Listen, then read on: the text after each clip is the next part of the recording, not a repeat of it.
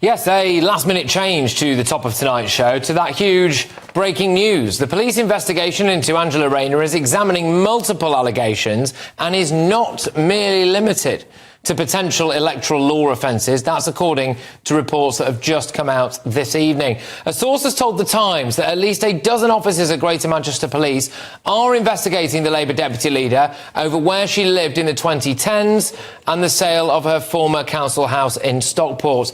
Police are reportedly examining tax matters and other issues on top of the question of whether Rayner gave false information for the electoral register when she lived between two former council houses in Stockport in the 2010s. Look, to hopefully shed a little bit more light on this, I'm joined now by the political correspondent at The Spectator. It's James Heal. James, look, thank you very, very much. So what are these latest developments then? It's just landed moments ago. Yes, absolutely. So this is a story in The Times, and it reveals that the investigation by Greater Manchester Police into Angela Rayner Angela Rayner has found herself at the centre of a political storm, facing legal scrutiny over allegations that she used her position to block Reform UK's electoral prospects by postponing local elections. So, starting with The Times, Leo. So this is Angela Rayner. The police investigate multiple allegations now. So the police investigation into Angela Rayner is examining multiple allegations and is not limited to potential electoral law offences. Apparently she was also running a crack den in Manchester and she shot Harambe. No, that's a little joke there, just in case her lawyers... Which one of the two was the joke? So... Awkward. So, but yeah, there's they've listed apparently a dozen police officers are working on it, which shows that there must not be much crime in Manchester anymore. If this is the priority, somebody, possibly, potentially diddling a couple of grand of... I mean, some of the issues that she's facing are possibly capital gains tax. So if it was her main address, as she's claimed, she would not have had to pay capital. In a dramatic turn of events, Rayner reportedly broke down in tears while defending her decision amid growing outrage from opposition parties and legal experts questioning the legitimacy of her actions. The controversy erupted after elections were cancelled in 9 council areas. The truth lying through his teeth.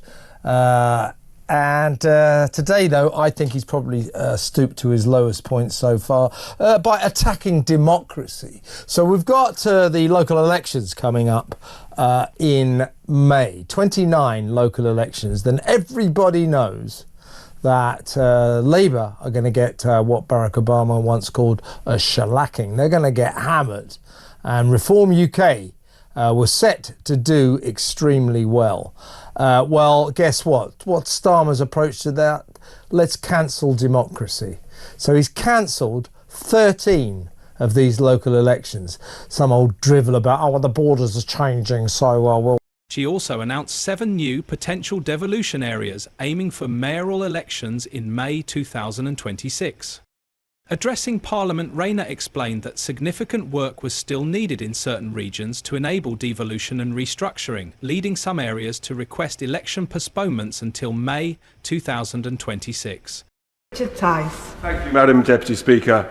Dictators cancel elections, not democracy. Dictators. 5.5 million voters in southern England are being denied the right to pass judgment on the performance of their councillors over the last 4 years. Interestingly, in areas where Reform UK are expected to do rather well. In cancelling these elections, Secretary of State, in cancelling them, you've admitted, the Secretary of State has admitted she doesn't know what will replace them. So it seems to me there is a serious risk, as previously mentioned, of not being ready in 12 months' time, in which case, can the Secretary of State be crystal clear what happens? Are they delayed a further year, or will they go ahead in May 2026? Secretary of State. Well, Madam Deputy Speaker, just kindly, when the member talks about dictators, it's Reform leader that... She emphasised that the government's default position was to proceed with elections unless there was a compelling justification for postponement, with a high threshold for such decisions. Rayner revealed that only half of the postponement requests had been approved, after careful deliberation to ensure alignment with the government's commitment to delivering devolution. Despite the backlash, the Deputy Chancellor has maintained that her decisions were made in the best interest of effective governance and local reforms. she challenged opponents to justify the cost of holding such elections.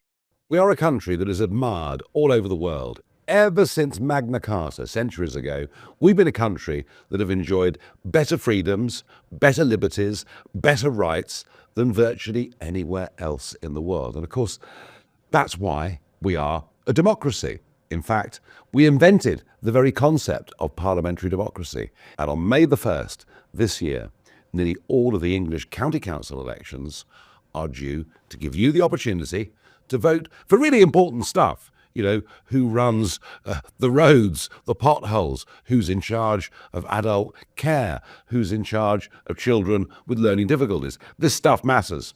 I simply could not believe the rumour.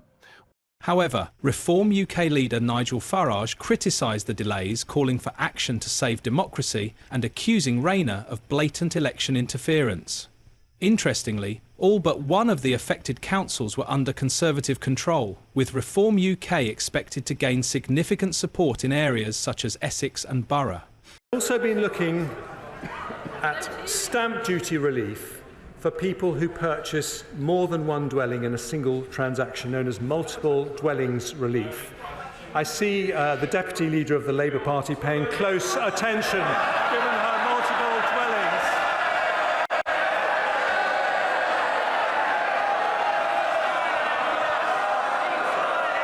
Meanwhile, Conservative Shadow Housing Secretary Kevin Henry accused Rayner of establishing a system that would increase centralisation rather than promote devolution.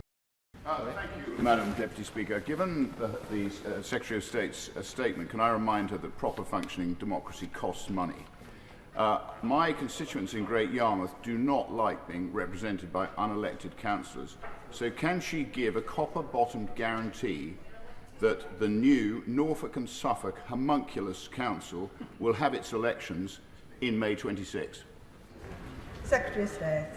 Well, I say to the honourable member, Madam Deputy Speaker, I've been really consistently clear around the elections, and elections do cost money, Madam Deputy Speaker, but how can we justify having an election to then have another election within 12 months, which will cost huge sums of money for taxpayers? And I'd say gently to the honourable member that councillors were elected and that were... He argued in Parliament that, contrary to Rayner's claims, she was not eliminating the two-tier system, but instead introducing a new level of strategic authorities that would be more aligned with central government.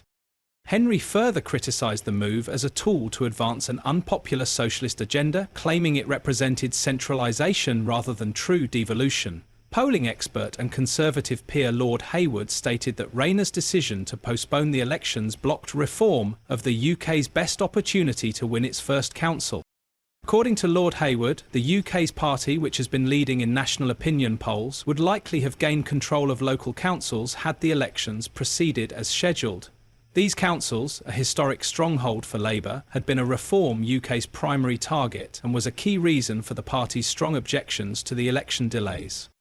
He argued that without the delay would have provided Reform UK with a solid foundation, including a high-profile Labour defeat dominating the news in May.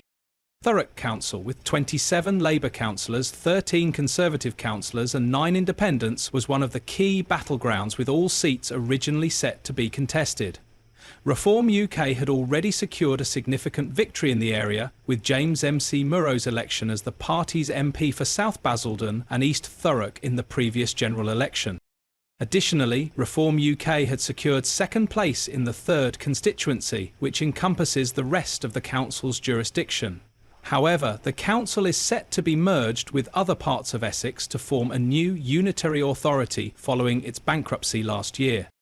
Despite Rayner's stance that her decision was in the interest of the taxpayers, Reform UK leader Nigel Farage accused the government of cowardice. The controversy has reached new heights as legal experts confirmed Rayner is now facing court charges over alleged abuse of power, with claims that her actions were a deliberate attempt to block Reform UK's rise. Sources close to the case have revealed that Angela Rayner broke down in tears during legal proceedings as mounting pressure and public outrage grew. The legal battle is expected to be intense, with the Reform Party UK demanding that elections proceed as scheduled. Reform was set to have one hell of a good day on May the 1st. 13 of 29 elections now will not happen. Some old drivel about the border lines of constituencies changing and all that. That's nonsense. It's absolute nonsense. This is Keir Starmer, aided and abetted by Kemi Badenoch, cancelling democracy while they desperately try to hang on to the two-party system and reform UK keep on coming at them. And of course, as I said, the 13, by an extraordinary coincidence, the 13 boroughs and areas that have been cancelled in terms of their elections, They argue that democracy has been undermined by a government fearful of electoral competition. Court hearings are set to continue, and the political fallout from Rayner's decision could have serious consequences for her position in government. This development marks the latest surge in support for Farage's right-wing party, which also led to a significant YouGov poll earlier in the week. The poll results coincide with Farage's statement that he believes he has a 34% to 45% chance of becoming Prime Minister in the next general election. Can Britain survive 5 years of Labour? How will it be after the end of that? Well, Starmer himself is not that different to the Conservatives, really. What's he going to do? Put taxes up a bit more? They put them up anyway. The tax burden's the highest it's been since the late 1940s. Immigration, he couldn't be worse, could he? Is it possible to be worse than the Conservatives? I don't think so. No, I don't think it is. Right. But the NHS is worse in Wales than it is here. That is certainly true, and many things in Wales are worse than they are here. Look, it's not going to be great, but the Tories, let's just... However, Farage maintained that he would step aside if a younger and more capable individual emerged as a leader. In an interview with the Evening Standard, Farage estimated his chances at 35% to 45%, but acknowledged the possibility that someone else might take the role. District councils, county councils versus unitaries, that's fine. But isn't it fair that we judge who should be running that debate on May the 1st? Yeah, I would have preferred, and the chair of the South East Labour Party and all the Labour opposition leaders and all the Labour run councils in the South East all wrote to say, please don't delay these elections. So I think that this is people on the grassroots of this, on the front of it, are kind of saying, hang on a second, don't delay these. But I understand the point that if you're going to have an imminent change, you know what the situation you're moving into. So I think Lancashire... But it's not imminent. Wait a second. Lancashire, whose elections are cancelled, and we kind of already know what they're moving into because they're about a year ahead of this process. They'd already started a year before.